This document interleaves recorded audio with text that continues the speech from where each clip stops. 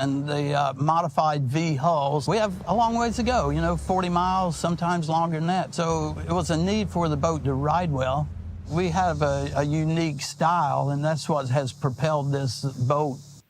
Boat building historically has evolved over the generations. What was a local boat building industry has become an international boat building center here, and the level of quality and craftsmanship has increased, to keep up with the pace of the international demand. I strive to resemble Warren O'Neill and Omi Tillett's boats more than other ones, just because I think that their traditional lines are more in keeping with this area, and they're purposely designed for our rough inlet. It really is exciting to see one of these boats finished and then look at it and say, what could I do to make it just a little bit better? So that's really exciting to be part of that process. And I really think here on the Outer Banks, well, I know we are. We've been trendsetters for around the world.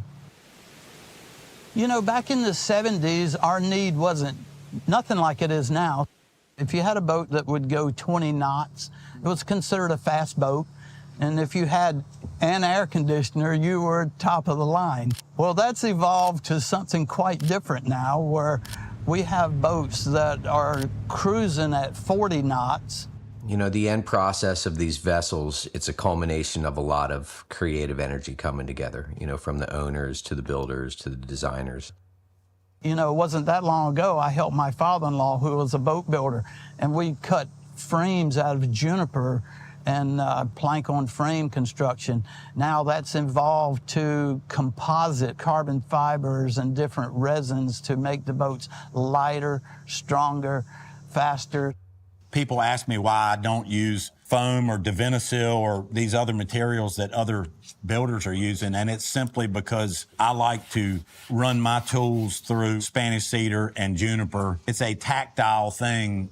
We embrace modern technologies and materials and, utilizing new tools, computers and automation, CNC work, plotter cutters, things of that nature.